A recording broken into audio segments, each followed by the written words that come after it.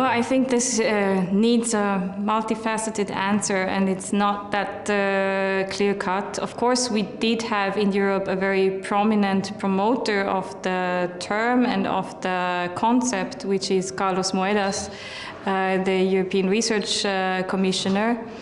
And he, in his period as a research commissioner, mentioned science diplomacy a few times, and he also, of course, has an influence on what Horizon 2020 as a program that he's responsible for funds. So there was a certain aspect that is a bit like instrumental.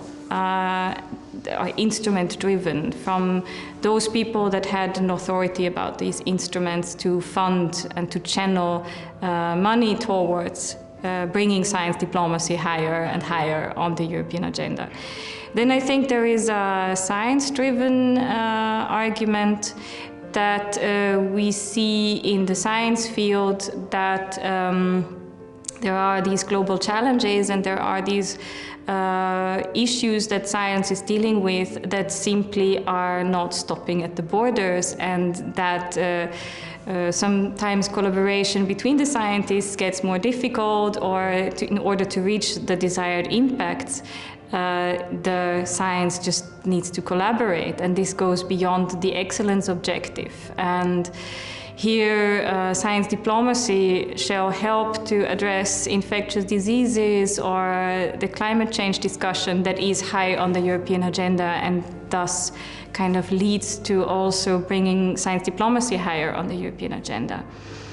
And as a last point that we're also using is that there are foreign policy objectives that are critical. So we could say that there is a science for peace objective, or we could assume that the geopolitical changes are also having their repercussions on the science system. And in that sense, the foreign policy has an effect on the science system and wants to also use the science system, for example, to bridge towards countries that the relations are not so good, or to analyze why these relations are not that good and how they could be improved. So there are a few issues that are addressed from this driver, from this side.